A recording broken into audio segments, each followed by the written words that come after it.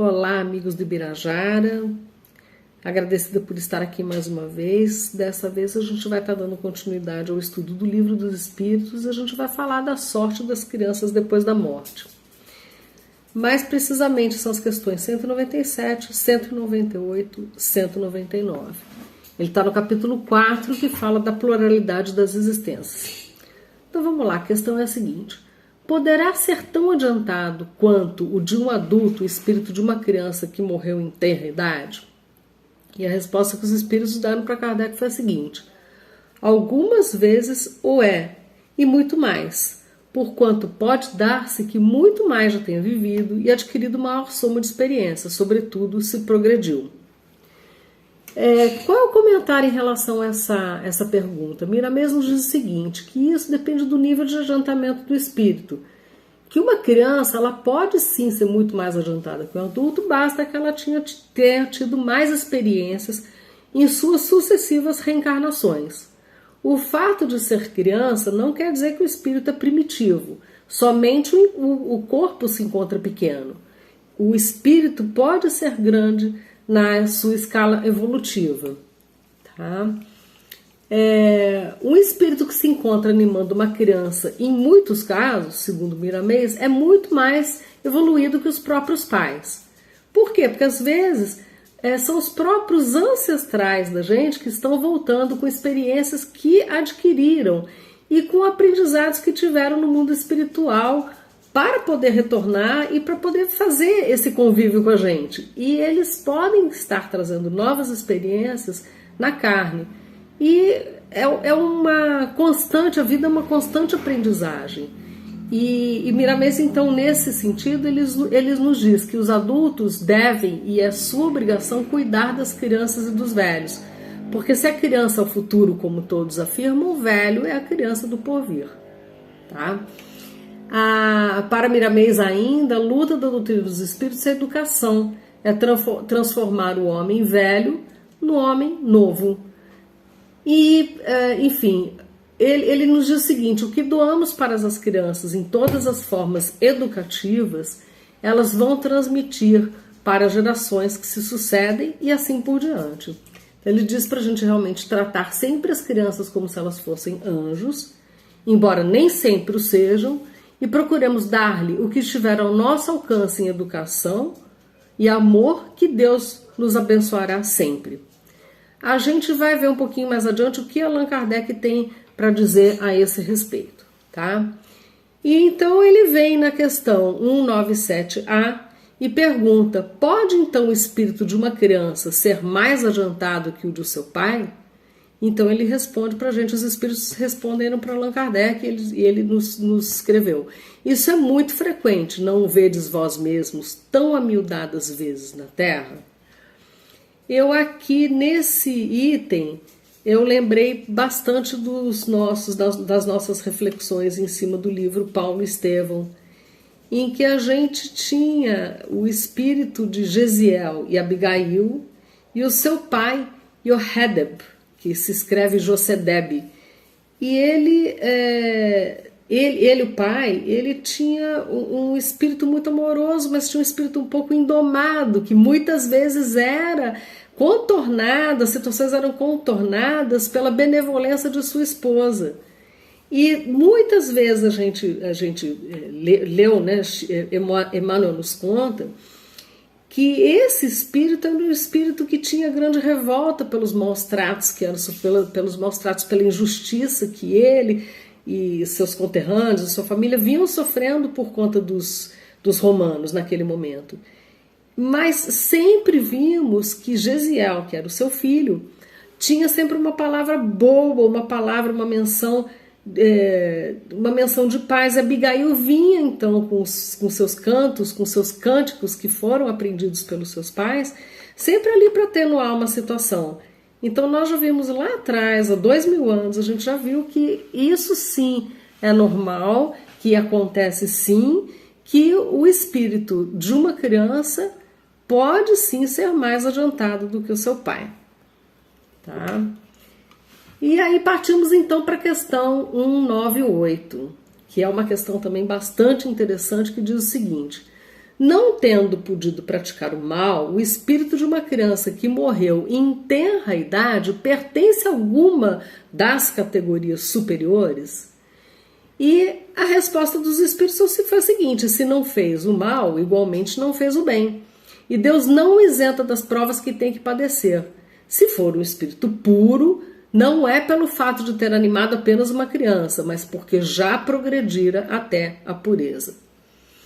E Miramês, então, ele nos comenta da seguinte forma, que não é o fato de uma criança ter falecido tão novinha, né, em tenra idade, como eles falam, que a faz pertencer ao reino dos anjos, como de costume se fala em outras religiões. A gente vira e fala, nossa, era um anjinho, era um anjo. Nós mesmos, eu mesma, a gente tem o costume de falar assim, nossa, morreu tão jovem. E a gente está pegando a cronologia da Terra, porque nós não temos esses dados de quantas vidas, de qual experiência que aquele espírito teve em vidas anteriores. Então, Miramês nos diz que a criança, ela vai se agrupar depois da morte do corpo físico em esferas condizentes com seu tamanho evolutivo. Dependendo da sua condição evolutiva, ela vai estar, e pelas suas qualidades espirituais, ela vai estar no ambiente que ela tem que estar. E ele diz pra gente que ninguém faz anjos. O que transforma o espírito das trevas para a luz é a maturidade espiritual, é o tempo sob as bênçãos do Criador. Sob as bênçãos do Criador, ou seja, todo o caminho evolutivo que o espírito vai trilhar, que a gente vai trilhar, que vai fazer da gente estar numa elevação angelical ou não, que não é o fato de ter morrido criança que a gente vai se tornar um anjo. E ele também diz o seguinte, que pode acontecer que o corpo de uma criancinha esteja sendo animado por um espírito angélico. E aí sim, ele vai estar no nível angelical, como pode ser também que esteja em condições inferiores. Normalmente, quando a criança cresce, é que ele vai exteriorizar o que realmente ele é. É pela vivência que reconhecemos que se encontra ali animando esse ou aquele corpo da idade que for. Conhecemos a alma por suas qualidades, essas qualidades reconhecemos na vivência do dia a dia, o que é bem verdade. Então, dizemos o seguinte, que muitos acham que pela simplicidade das crianças, por não existirem erros nos seus caminhos, por lhes faltar o tempo para errar, quando eles desencarnam, eles têm assegurado o seu lugar no céu. Ainda vamos lembrar que no livro Céu e Inferno, Kardec comenta que para a Igreja Católica, as crianças que morriam, como elas não tiveram tempo de errar, mas elas também não tiveram tempo de acertar, elas iam para o limbo, que é um lugar onde não há dor, mas também não gozam de boa-aventurança. E era o mesmo lugar para onde iam selvagens, no sentido silvícolas, ou aqueles que não tinham sido esclarecidos. E nós aqui vamos lembrar um fato, uma questão muito interessante que a doutrina nos traz, que existe a justiça divina e a gente fica então com as palavras do Cristo, que a cada um segundo as suas obras. Que a criança ela pode pertencer na escala da vida a uma posição elevada e se assim for, certamente ela irá para o lugar que faz jus. Então, no entanto, se ela ainda não adquiriu a tranquilidade da consciência, ela voltará para a Terra ou para outro mundo para continuar a sua jornada e viver experiências que lhe trarão sua qualidade evolutiva, ou seja, a felicidade. Tá? E a gente então vem para a questão 199, que diz o seguinte: por que tão frequentemente a vida se interrompe na infância? E os espíritos respondem para Kardec que a curta duração da vida da criança ela pode representar para o espírito que a animava o complemento de existência precedentemente interrompida antes do momento em que devera terminar. E sua morte também, não raro, constitui uma provação ou uma expiação para os pais. Que nos comenta Miramês? Que tudo isso se explica pelos processos das vidas sucessivas. que a curta duração da existência de algumas crianças é, às vezes, a influência de existência passada. Às vezes, uma existência que foi interrompida antes de cumprir a sua missão, antes de cumprir a sua tarefa. E o que ficamos devendo, o que esse espírito fica devendo, ele pode voltar para poder saldar. Entretanto, também pode ser, não obrigatoriamente é isso. Existem momentos, existem situações que pode ser isso, mas também pode ser que um espírito ele deva somente alguns dias, ou meses, ou anos, para conquistar sua alforria na Terra, que é a expressão que ele usa, passar a pertencer a esferas elevadas, servindo também para provações dos pais, que sempre reajustam alguma coisa com esse fato que abala os seus sentimentos. Então, ou seja, às vezes essa vinda dessa criança, desse espírito, ele realmente é só para um determinado ajuste. Então, ele vai embora e essa questão ela tem que ser tratada, tem que ser, na realidade, ela é uma provação, às vezes, para os pais, que vão ter que fazer os ajustes nesses sentimentos. Tá? E ele nos diz uma coisa bastante interessante, bastante profunda, que não blasfememos quando da perda de uma criança. Que quando, se a gente usou todos os recursos para poder salvar essa criança, para poder mantê-la aqui, para poder dar condições para sua continuidade na Terra, para a gente não se revoltar, para a gente não blasfemar, porque Deus sabe o que faz. E a espiritualidade amiga, ela está em toda parte trabalhando por nós, nos dando assistência no que se refere à vida e ao nosso despertar para as realidades espirituais. Aprendemos que não há injustiça. Nós é que não conhecemos os desígnios de Deus. Ele está bem além do raciocínio humano. E Miramês fala para a gente o seguinte, que se ainda não nos conhecemos, nem a nós mesmos, como queremos conhecer a Deus? Como queremos conhecer Deus? E as idades em que os espíritos deixam o fardo físico na Terra são diversas, na diversidade das necessidades de cada um. Basta que olhemos com os olhos da alma e compreenderemos com a compreensão do que a vida nos dotou. Se vive por fração de minuto no mundo corpóreo, como por mais de um século, que o Senhor nosso Deus, Ele é consciente do que se sucede na sua vinha, e que nós podemos chamar de vinha de luz, né? Então, é interessante que diz assim, que Ele está além do raciocínio humano. Se ainda não nos conhecemos, como conhecer a Deus, como nós falamos, né? E aqui, então, nessa questão aqui de... Voltar aqui para a questão um minutinho, que diz assim, por que tão frequentemente a vida se interrompe na infância? Ainda assim, lembrei de um estudo feito recentemente, que foi no livro O Céu e o Inferno, que foi o exemplo de Marcel, que era o menino do número 5.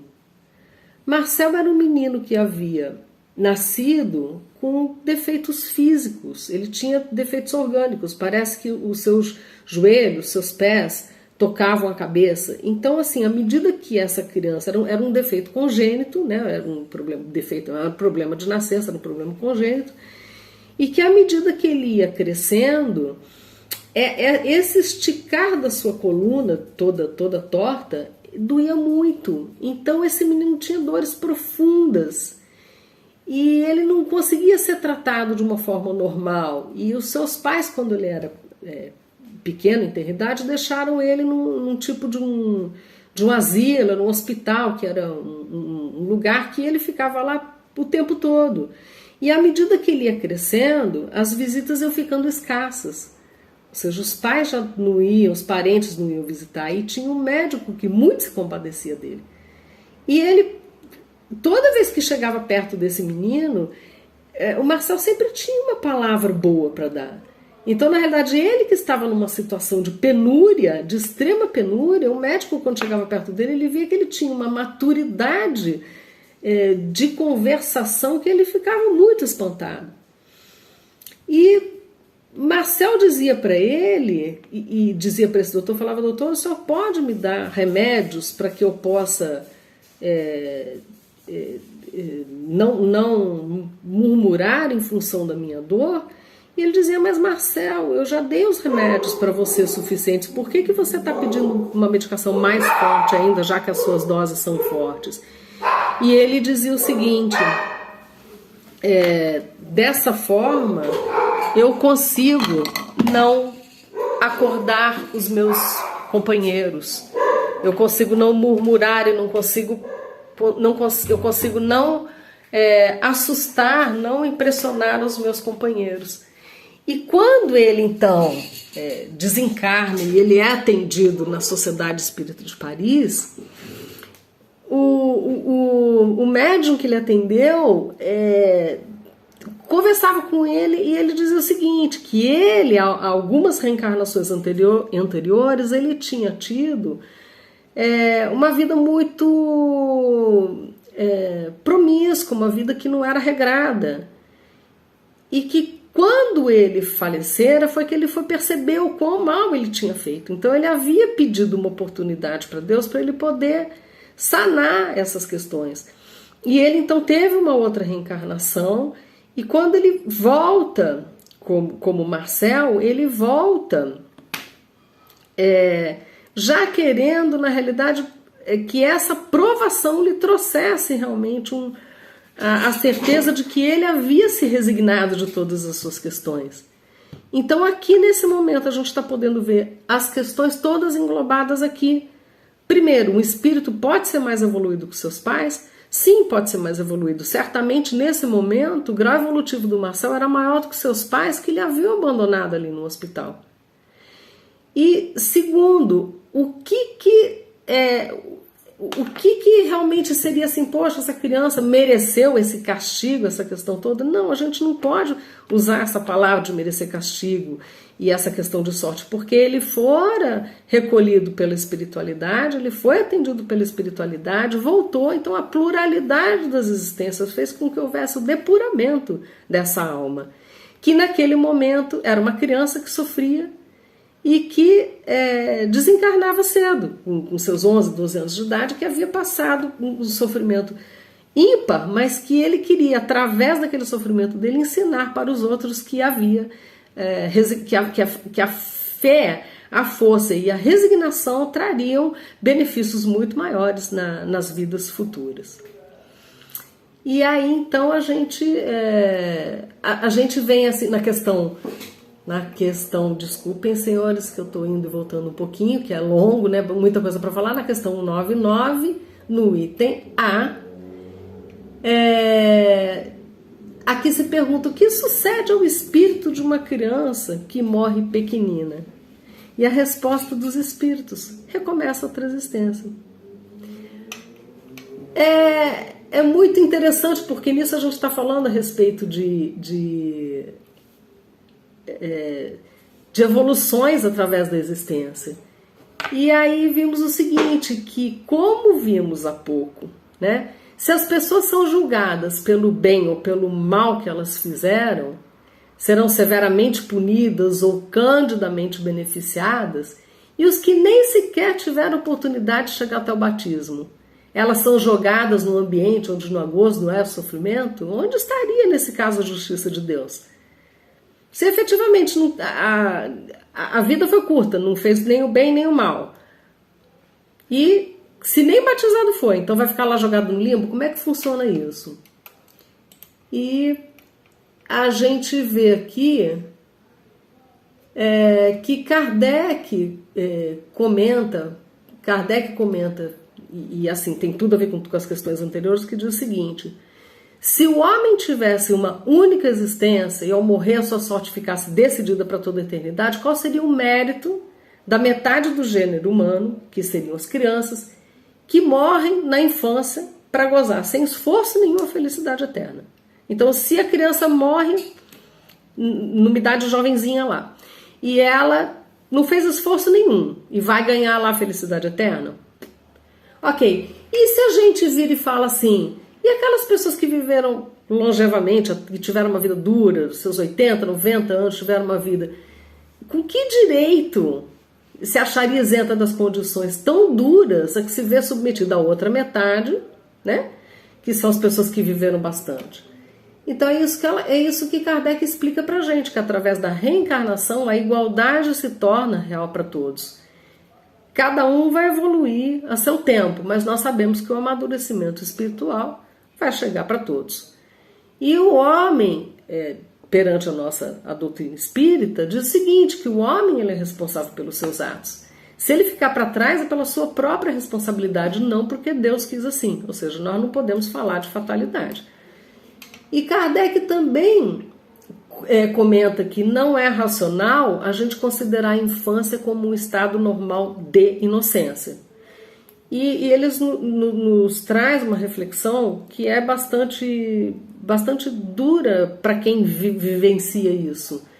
Que algumas crianças bem pequenas, elas já demonstram os piores instintos, né? Como tendência para roubo, para assassinato, apesar de todos os bons exemplos que receberam de todos os lados. Seus pais corretos, avós, professores, a sociedade, a própria comunidade que ele está envolvido. E, no entanto, ele em tenra idade ele já traz esses instintos. E ele pergunta para a gente de onde viriam esses instintos tão diversos em crianças da mesma idade, educadas em condições idênticas e sujeitas às mesmas influências. Então Kardec nos explica que a perversidade ela vem da inferioridade do espírito, ou espíritos que muito pouco progrediram. Então esses espíritos, podemos ser nós no caso, sofrem por efeito da falta de progresso e as consequências não dos atos que praticaram na infância, mas dos atos de todas as suas existências anteriores. E assim é que a lei é uma só para todos e que todos são atingidos pela justiça divina. O que dá uma esperança muito grande, porque muitas vezes nos deparamos com situações muito difíceis, jovens que se envolvem com drogas, e no próprio centro nós tivemos realmente uma criança que foi evangelizada e que, no entanto, ela sucumbiu, e era uma criança de seus 12 anos de idade, e a gente vai encontrar bastante isso. E vem, então, mais uma reflexão que é uma reflexão minha, né, minha e de várias outras pessoas, que diz o seguinte: se nos depararmos com um pai ou uma mãe que acabaram de perder seu filho, o que a gente pode falar? Então, assim, primeiramente, vamos acolher esses pais. E vamos lembrar que o espírita não sofre menos do que qualquer outro indivíduo de outra religião. Apenas o entendimento é outro, mas a dor da saudade, a dor da separação, ela é a mesma. Ela não pode ser menor no espírita, porque ele é espírita e tem o entendimento que há vida após a morte. Nosso amigo André Marouço, que é um mineiro, ele nos diz que para Chico Xavier a dor mais pungente, a mais dolorida de todas, é a dor de uma mãe quando perde o seu filho. Então, no instante que uma criança retorna para a espiritualidade, o acolhimento se dará da melhor maneira possível para a criança e especialmente para quem fica aqui.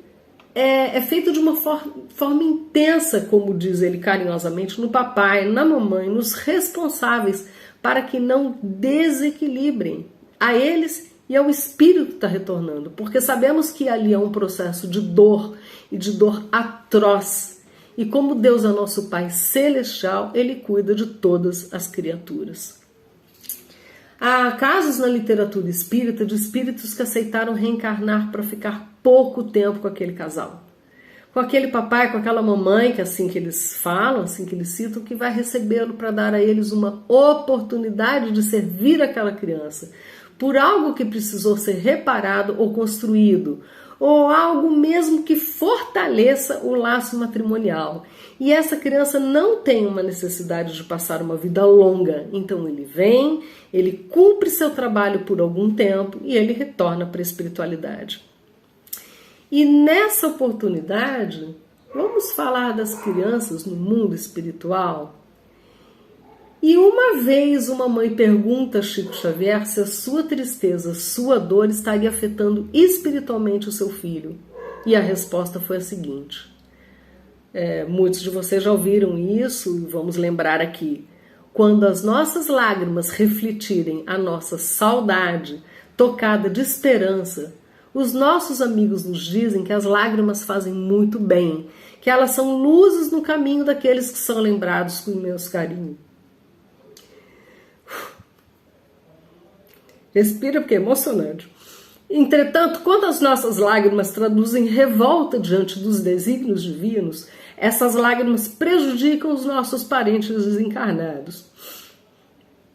E essa resposta do Chico não se aplica apenas aos jovens, às crianças que desencarnam, mas a qualquer parente, amigo, esposo, irmão, mãe que venha desencarnar. Então, toda vez que as nossas lágrimas refletirem uma revolta, uma rebeldia, desespero, a não aceitação perante a partida deles, isso vai acarretar vibrações negativas, dolorosas, que vão atingir os nossos parentes desencarnados, que pode ser uma criança, um jovem, um adulto ou um idoso. E chegando quase ao finalzinho do nosso estudo, não? Que eu já me passei bastante, é mais um questionamento que surge aqui. Se os espíritos já possuem várias existências, por que quando retornam à vida espiritual, permanecem crianças? E como já estudado anteriormente, o espírito assume o aspecto físico de sua última reencarnação, e muitas vezes sequer tem a consciência de que já morreram. São crianças espirituais, espíritos que necessitam de acolhimento, e sabemos que ninguém fica desamparado. E lembro então, trazemos agora quase que para o final do estudo, que já estou passando, na espiritualidade um lindo trabalho de acolhimento realizado por Meimei. Ela que foi Irma de Castro Rocha, ela tinha 22 anos quando se casou com Arnaldo Rocha na década de 40. Mas seu casamento durou só 2 anos, porque ela tinha problemas renais e ela acabou falecendo com 24. Esse apelido dela, Meimei, que significava a noiva bem-amada, foi dado pelo esposo, e a noiva bem-amada em chinês significa isso. E ela, por conta dessa sua enfermidade, pouco tempo que casou, ela não pôde ter filhos. Ainda por psicografias de Chico Xavier, revelou em livro de 2001 que Blandina, que Meimei foi Blandina em reencarnações anteriores, e Blandina foi uma cristã fervorosa, e ela tinha forte ligações com as crianças, forte ligação com as crianças, e ela passou a executar o trabalho de acolhimento às crianças na espiritualidade, ou seja, um trabalho que sempre foi executado e continua sendo executado. Então a gente pode dizer para todas as pessoas que não há desamparados nem aqui na terra e nem no céu. E encerro então com a prece de Meimei, que uma das preces de Meimei que aqui segue. Senhor, faz-me perceber que o trabalho do bem me aguarda em toda parte. Não me consintas perder tempo através de indagações inúteis. Lembra-me por misericórdia que estou no caminho da evolução com os meus semelhantes. Não para consertá-los, e sim para atender minha própria melhoria. Induze-me a respeitar os direitos alheios, a fim de que os meus sejam preservados. Dá-me a consciência do lugar que me compete, para que não esteja a exigir da vida aquilo que não me pertence. Senhor, faz-me perceber que o trabalho do bem me aguarda em toda parte.